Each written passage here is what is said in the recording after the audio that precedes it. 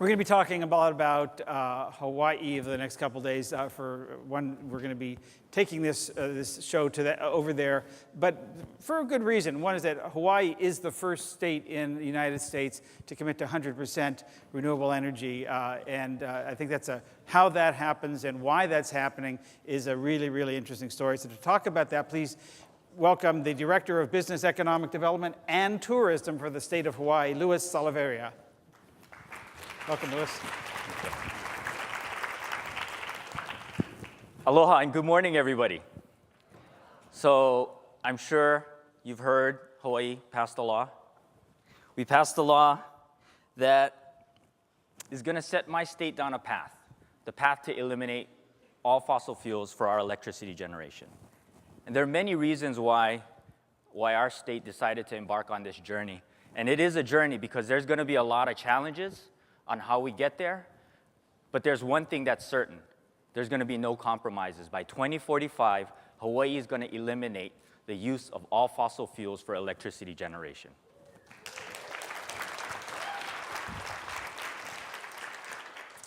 For individuals like myself, the question is always going to be about why. Hawaii is a very unique and special place. As you can see, from a very young age, they already started making us wear shirts like this, actually, in there. But I've been very fortunate to be able to call Hawaii my home. And, I grew up in a small town, well, then small, place called Mililani, in the middle of Oahu, agricultural fields surrounded by pineapple and sugarcane fields, actually. And a short hop away from the North Shore of Hawaii, beautiful landscape, lush green environment, best surf in the world. Hawaii has everything. Hawaii has a lot of stuff. You can go throughout the state. You can find snow. You can find active volcanoes. You can find, you name it, lush green landscape. And also, probably the best place on this planet to observe the heavens. And that's a place that I get to call my home. But there's a little bit more to Hawaii than just the physical attributes of my state. It's also about the people, the mix, the diversity of the people that live in my state. Sometimes when we talk about it, we talk about maybe all of this diversity dilutes our identity, but in fact, it actually goes on and strengthens what it is that we mean and how we live our lives. My daughter introduced me to one of her friends, and I'm probably going to be missing a couple of things here. But when she described her heritage to me, she said, oh, I'm Hawaiian, Chinese, Filipino, Dutch, German, Portuguese, and American Indian. And I was like, wow. And then we went to dinner, and then she said, well, but my favorite food is Japanese. So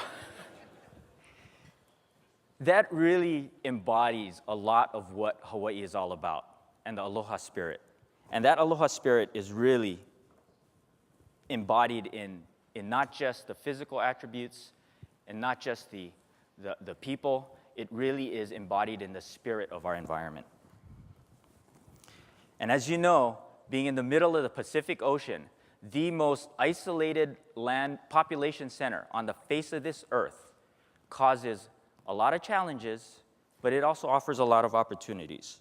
Hawaii having, Diamond Head, Waikiki Beach, and all of the beautiful attributes. I mean, we're well known for that.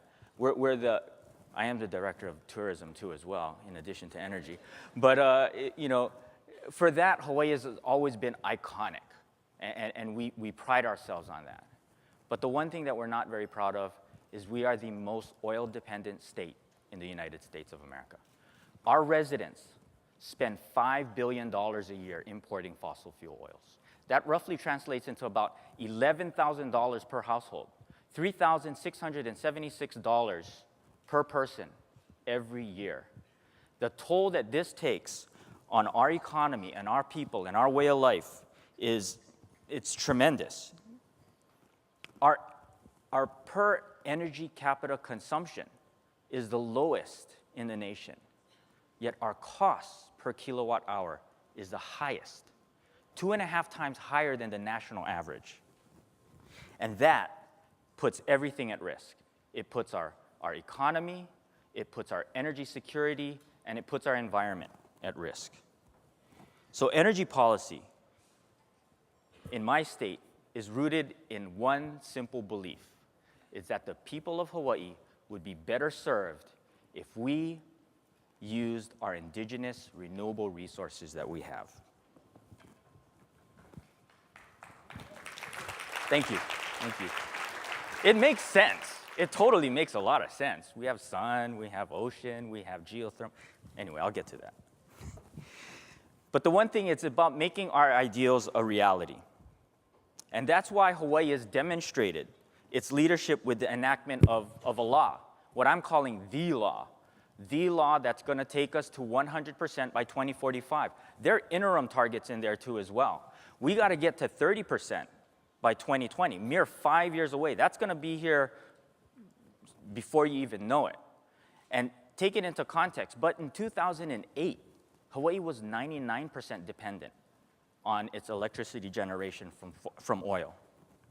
So reaching those targets and reaching those goals really puts us in a position where we need to focus and why we're doing it in the first place for me and for my state. And the first thing, it's really to give the residents and the ratepayers something that they've been longing for so long, which is ratepayer relief. And the second thing is to really provide us, and to get off this crazy train of volatility in the oil market and give us true energy security, true energy reliability. And the last thing, and definitely not one of the most important things, it really is to be what we call energy or environmentally and culturally pono. It's a word that we use a lot in Hawaii, which means about being righteous, about doing what's right, and taking care of our culture and our environment. So, how are we going to get there? Honestly, I don't know. That's why I'm here. I'm looking at everybody and all of the smart people in the room. But one thing that we do know is that Hawaii is very blessed. We're blessed with unbelievable abundant resources. Our steady trade winds make our wind turbines some of the most efficient in the world. Hawaii is, if there's anything that we have, it's sunshine, right? The sunshine that we have makes PV and PV adoption happening in my state probably the most rapid and robust amount of photovoltaic that's happening right now. And we're one of the only 8 states that actually have geothermal capacity and installed facilities. In fact, we just ran a study for the Department of Business and Economic Development and Tourism. And with all the studies and with all the analysis between the island of Hawaii, which is the big island, and Maui, there's arguably 1,500 megawatts of geothermal capacity on those 2 islands alone, enough to power the peak capacity for the state. So, for us, the means is there. The capacity, the analysis and the studies are all there. Now what it's going to take for us is the willpower and the commitment to make that happen. So, how do we diversify our energy portfolio? How do we modernize our grid? How do we balance load and generation? How do we leverage new technologies? How do we turn Hawaii into a clean energy model for the rest of the world? Well,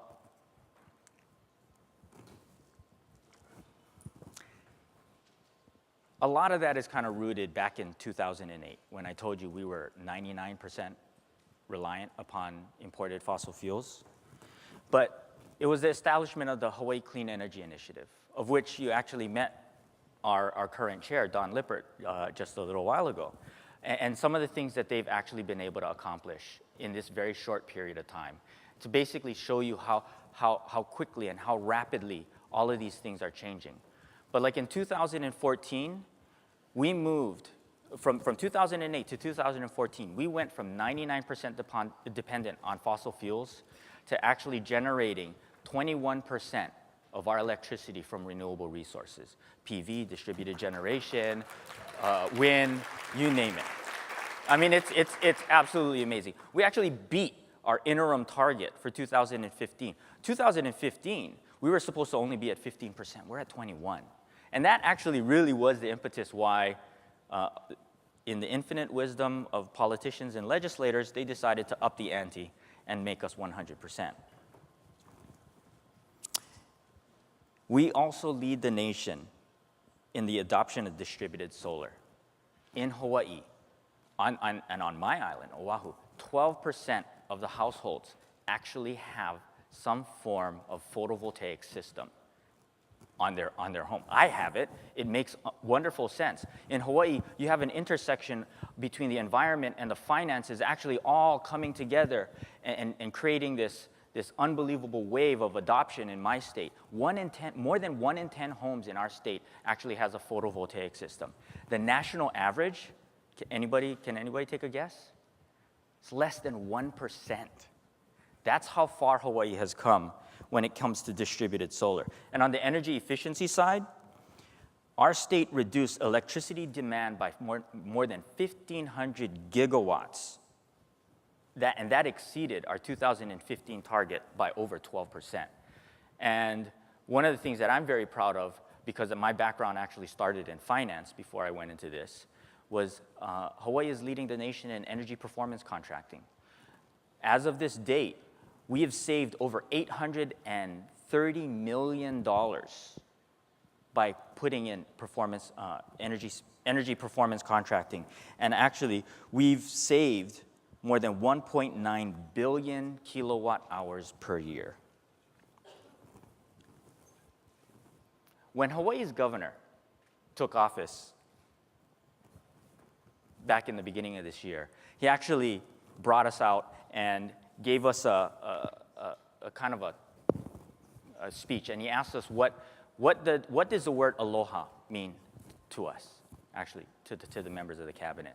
And he said that, everything that you guys come up here, just don't forget this one thing. And he gave us this story about this woman he called Auntie Pilahipaki, a very well-respected teacher and community leader in our state.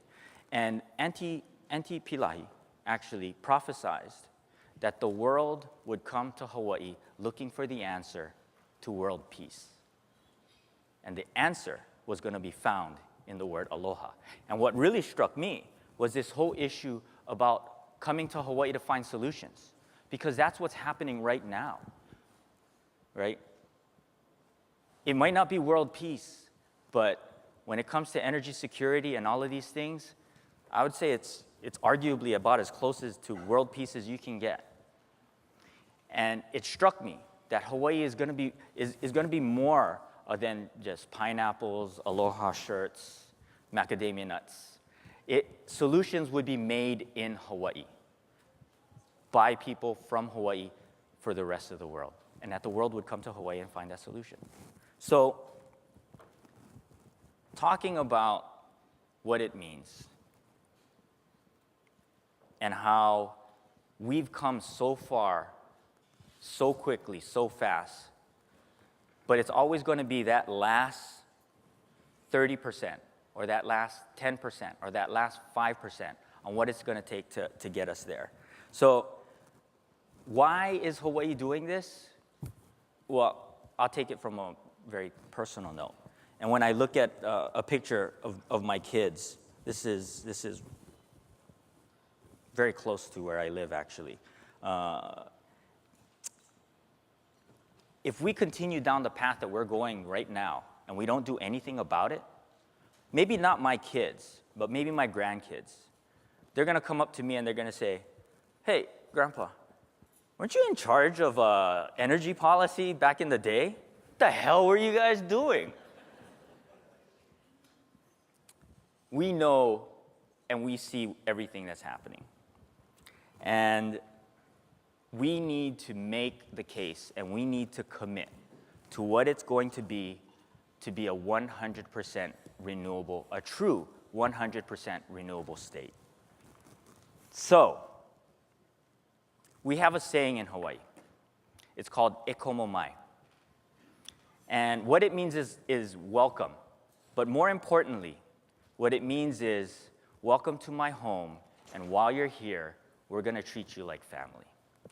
So I'm very fortunate and very lucky to get to announce that next year, the VERGE Hawaii will be coming for the Hawaii Asia Pacific Clean Energy Summit. You guys can applaud. That's awesome. That's awesome. You know, it also takes care of the other part of my job, which is tourism. So come, spend a lot of money, do all of those things, do all of that. But I'd like to thank you all, just to give you a little, just to be able to give you a little bit of what we call our wisdom or our mana or our offering, because it's a gift. We in Hawaii believe that hospitality, aloha, all of these things are gifts that what we can give to the rest of the world. And so I want to welcome you all and hope to see you all in paradise next June. Thank you very much. Aloha. E komo mai. Mahalo. Mahalo. There you go.